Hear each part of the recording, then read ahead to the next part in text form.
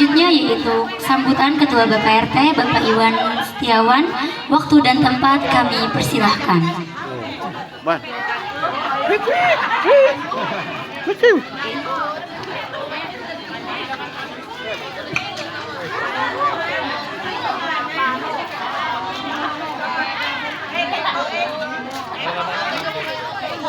Mereka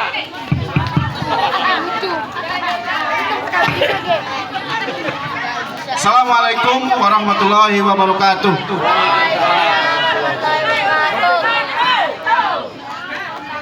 Puji syukur kepada Allah Subhanahu wa taala dengan mengucapkan alhamdulillahirabbil alamin. Dan marilah kita berselawat kepada uswah kita Nabi besar Muhammad sallallahu alaihi wasallam dan mengucapkan Allahumma sholli ala Muhammad wa ala ali Muhammad. Kemudian saya ucapkan banyak terima kasih kepada warga RT 09 yang sudah hadir pada malam ini. Kemudian yang terhormat kepada seluruh warga RT 09 yang saya hormati. Kemudian yang terhormat kepada para tokoh masyarakat di wilayah RT 09.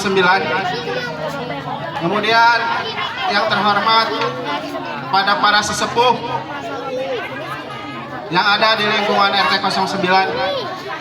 Semoga Allah Subhanahu wa taala memberikan keberkahannya di wilayah RT 09 ini. Amin. Kemudian saya juga mengucapkan banyak-banyak terima kasih kepada para remaja dan baik remaja putra maupun remaja putri yang telah terbentuk, yang terhimpun dalam kepanitiaan perayaan HUT RI ke-78, yang mana alhamdulillah berkat rahmat Allah mereka tetap semangat untuk mendukung dan bekerja keras sehingga acara ini bisa terselenggara dengan lancar. Kemudian saya juga mengucapkan banyak terima kasih kepada para donatur yang telah memberikan sumbangsihnya baik berupa materi, tenaga, pikiran, yang mana tanpa dorongan dari orang tua apa yang dicita-citakan pada malam hari ini alhamdulillah terwujud. Alhamdulillahirabbil alamin. Bapak-bapak, ibu-ibu warga RT 09. Halo. Ya. Coba disimak ya. Jadi acara ini yang kita laksanakan di malam hari ini bukan hanya sebatas euforia saja. Cuman yang harus diingat bahwa mereka-mereka yang telah berkorban untuk merebut kemerdekaan ini, yaitu para perintis, para pahlawan, harusnya kita teruskan. Karena mereka-mereka itulah hanya perintis, kita yang meneruskannya. Gitu. Jadi tolong disimak. Jadi kita ini merdeka sudah 78 tahun. Alhamdulillah. Bapak-bapak, ibu-ibu, mungkin panitia sebentar ya, saya minta waktunya sebentar nih, mau menjelaskan tentang Indonesia dulu ya, sejarahnya bagaimana bahwa Indonesia pernah dijajah selama 350 tahun. Bapak-bapak, ibu-ibu tahu nggak? Selama itu Indonesia dijajah selama 350 tahun, tapi Nusantara tetap bisa bersatu. Apa rahasianya? Saya ingin tahu. 350 tahun loh.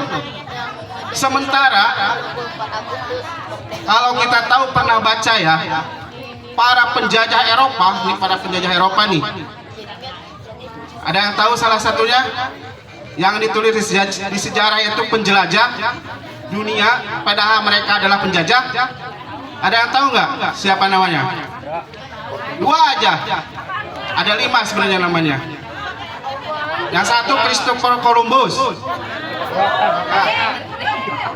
yang menjajah Amerika dari benua Amerika ya, dari Amerika Utara sampai Amerika Selatan. Ada yang tahu nggak penduduk asli Amerika siapa? Indian ya. Kalau kata Columbus, katanya itu orang India, padahal salah.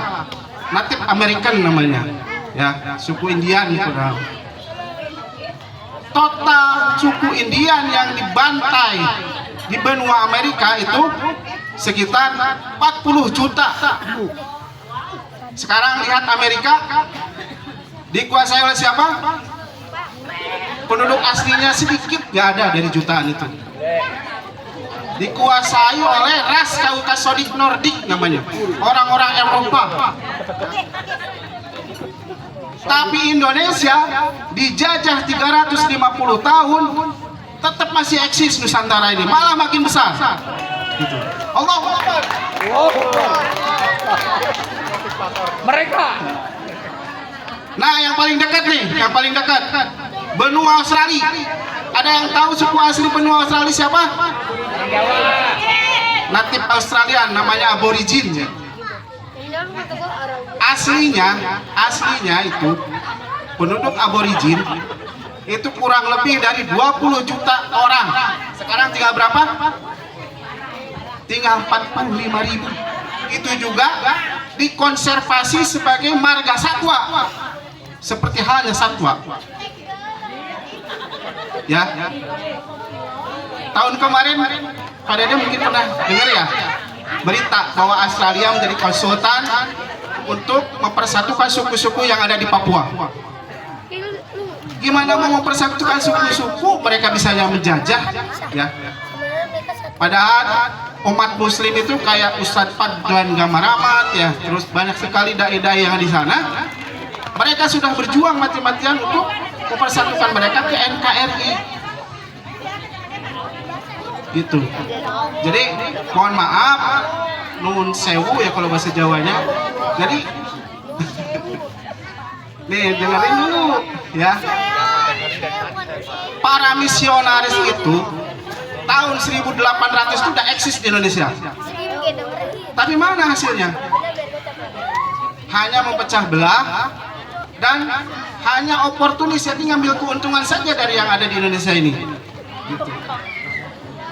Tapi alhamdulillah berkat rahmat Allah yang Maha Esa, Indonesia masih bersatu Bapak Ibu. Berkat rahmat Allah. Turunnya rahmat itu harusnya bagaimana? Tapi ingin tanya, kenapa Indonesia bisa turun rahmat dan ditulis dalam pembukaan Undang-Undang Mukadimah? Karena Indonesia dihiasi oleh perjuangan-perjuangan yang ikhlas, yaitu para mujahid dan mujahidah ya, dari mulai Aceh ya.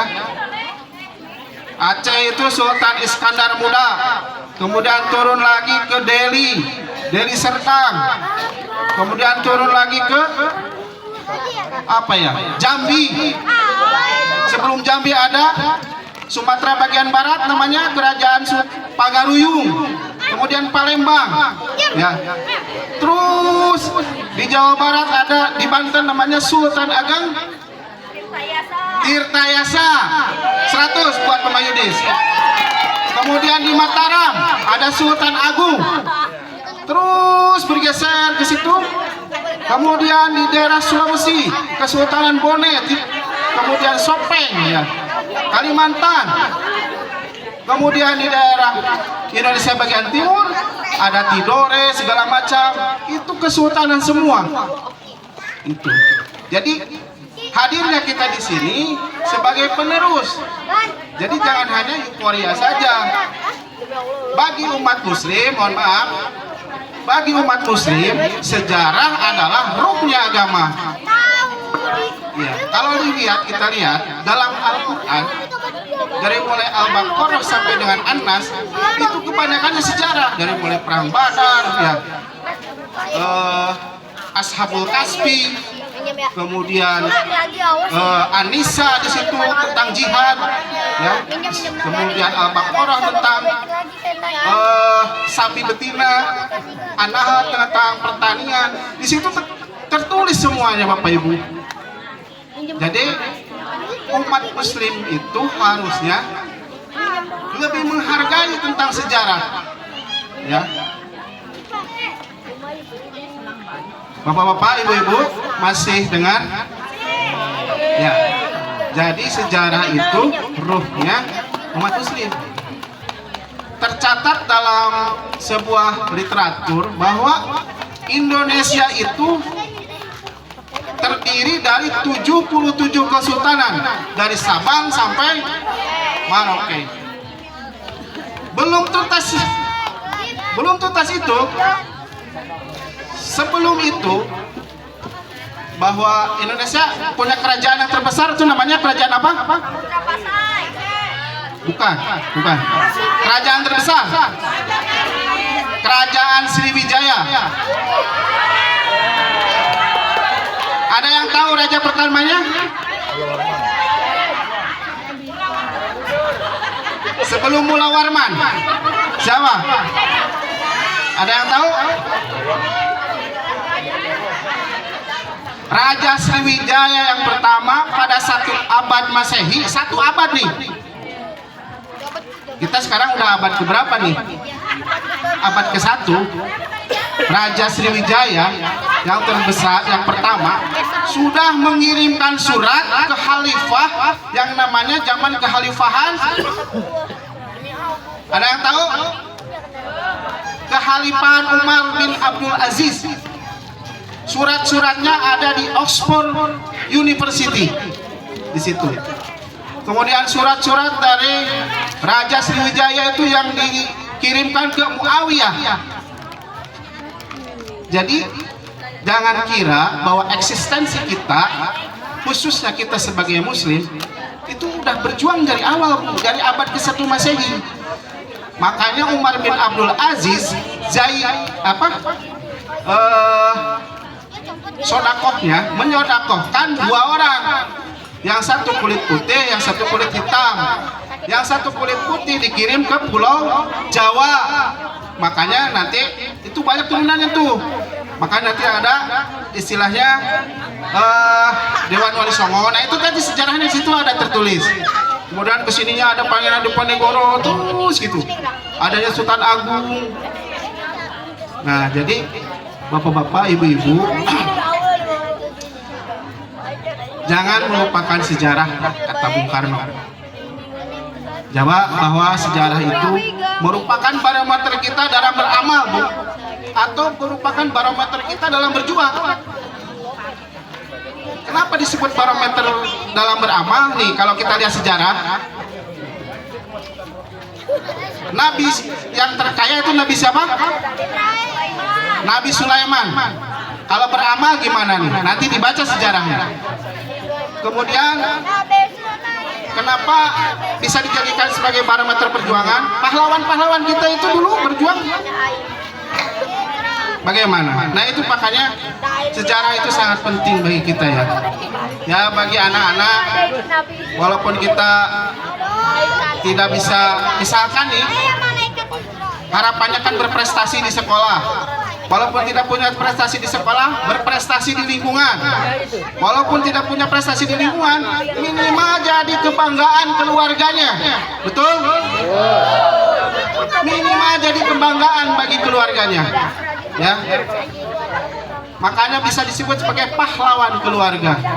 Ya. Makanya disebut negara hebat itu, nih dengerin. Kenapa disebut sebagai negara hebat? Karena awalnya dari keluarga yang hebat. Gitu. Ya. Mungkin itu aja ya, sebagai penyemangat aja. Sambutan dari saya, kurang lebihnya mohon maaf. Cuman pesan saya sebagai sesama Muslim, jangan lupakan Quran dan jangan lupakan sejarah. Sekian. Assalamualaikum warahmatullahi wabarakatuh.